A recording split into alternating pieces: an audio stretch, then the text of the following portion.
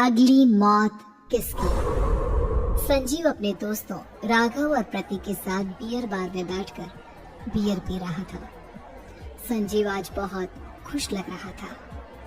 अरे यार, आज की पार्टी में तो मजा आ गया।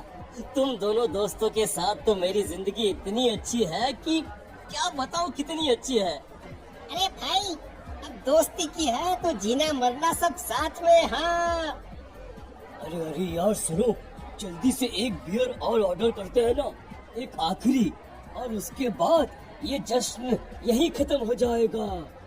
अरे हाँ, क्यों नहीं। वेटर, जल्दी से 2 बियर की बोतल लेकर आओ। आज मेरे दोस्तों को जश्न मनाना है, क्यों? इतने में वहाँ पर एक बहुत सुंदर लड़की छोटे छोटे कपड़े पहनकर हाथ में बियर की बोतल लेकर उसके पास आती है। ये लीजिए, आपने बियर ऑर्डर की थी ना, मैं लेकर आ गई। क्या बात है यार, इस बार की वेटर तो बड़ी सुंदर है। अब बियर लेकर आई हो तो अपने हाथों से ही पिला दो ना। हाँ, क्यों नहीं, जैसा आप बोलोगे मैं वैसा ही करूँगी। क्या बात है यार, अब तो लगता है रोज यही आना पड़ेगा। उसके बाद वो लड़की उन तीनों को बियर सर्व कर देती है। पार्टी करने के बाद वो तीनों अपने अपने घर जाते हैं।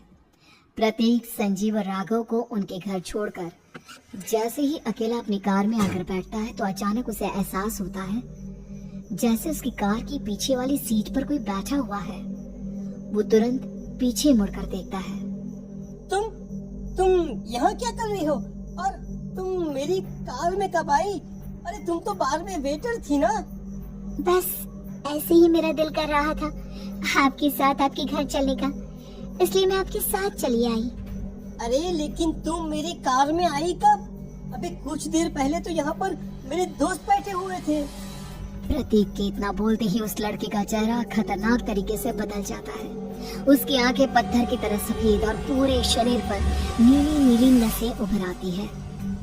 गाड़ी चलाओ, पूरी स्पीड में चलाओ, और अगर तुमने गाड़ी रोकने की कोशिश भी की तो मुझसे बुरा कोई नहीं होगा। डर की वजह से प्रतीक के पसीने छूटने लगते हैं। उसका शरीर बुरी तरह से कांप रहा था।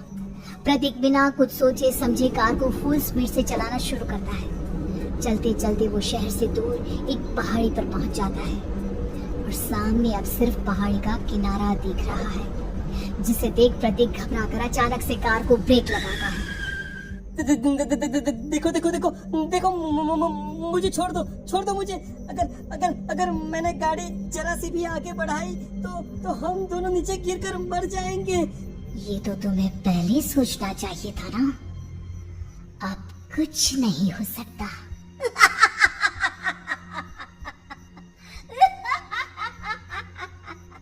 छोड़ दो मुझे। नहीं, प्लीज मुझे छोड़ दो। प्लीज मुझे जाने दो। छोड़ दो मुझे। गाड़ी आगे बढ़ाओ।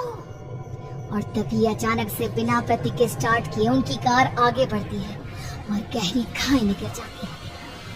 उसके चीखने की आवाज चारों तरफ सुनाई देती है।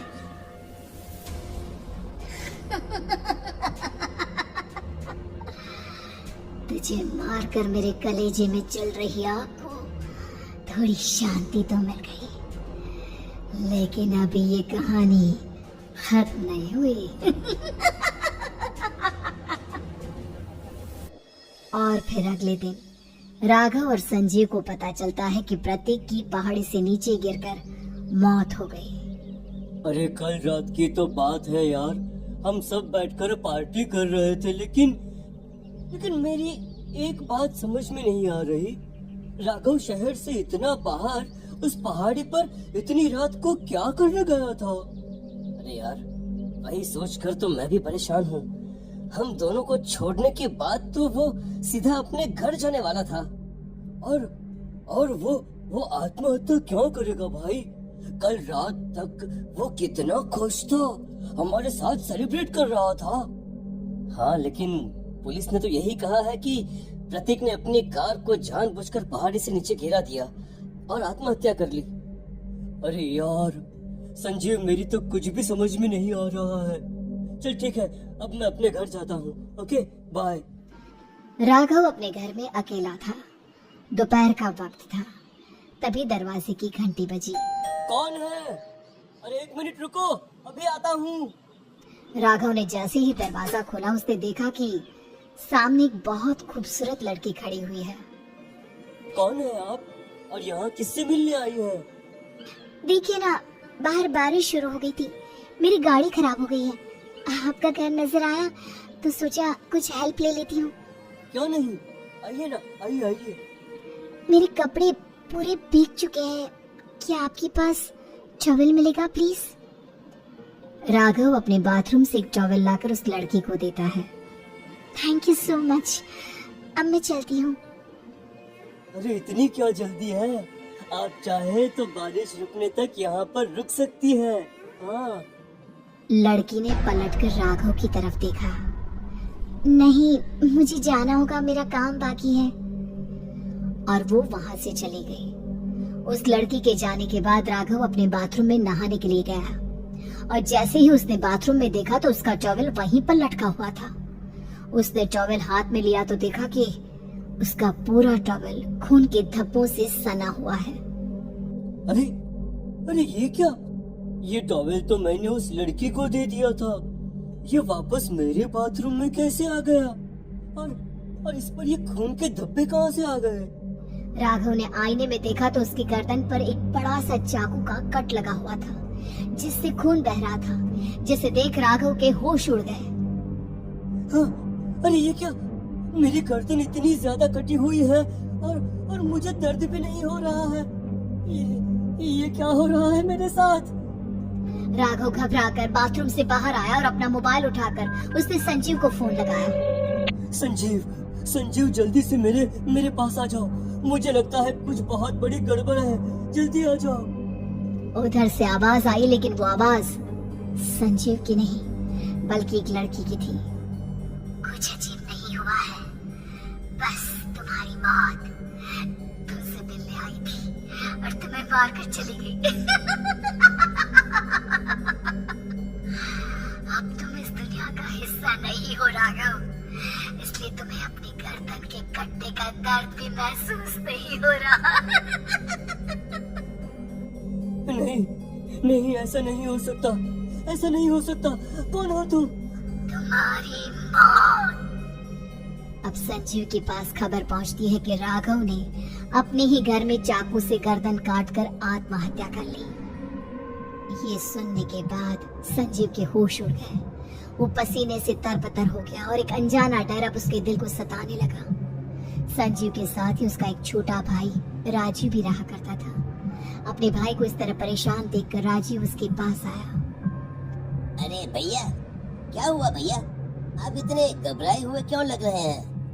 प्रतीक और राघव की मौत, मेरा मतलब मेरे कुछ समझ में नहीं आ रहा भाई। अचानक से मेरे दोनों दोस्तों ने आत्महत्या क्यों कर ली? अरे वो तो मेरी भी समझ में नहीं आ रहा है भैया। हाँ, हो सकता है कि कोई परेशानी होगी और इसीलिए उन्होंने ऐसा किया होगा। हाँ, लेकिन दोनों की जिंदगी में एक साथ परेशानी और दोनों का इतनी खतरनाक तरीके से आत्महत्या करना, कहीं ऐसा तो नहीं मैं भी मर जाऊंगा? अरे आप ऐसी बातें क्यों कर रहे हैं भैया? वैसे ही मैं इतना परेशान हूँ। जब से अंजलि ने मेरा साथ छोड़ा है तब से सब कुछ बहुत अजीब सा हो गया है। रोज रात को डरावने सपने आते हैं।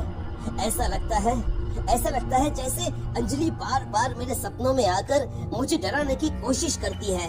अंजलि का नाम सुनते ही संजीव की आंखें फट गई और उसके गले में आवाज अटक गई।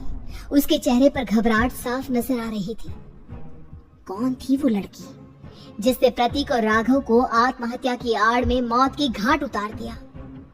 और कौन थी अंजलि जो बार बार राजीव के सपनों में आकर उसे डरा रही थी?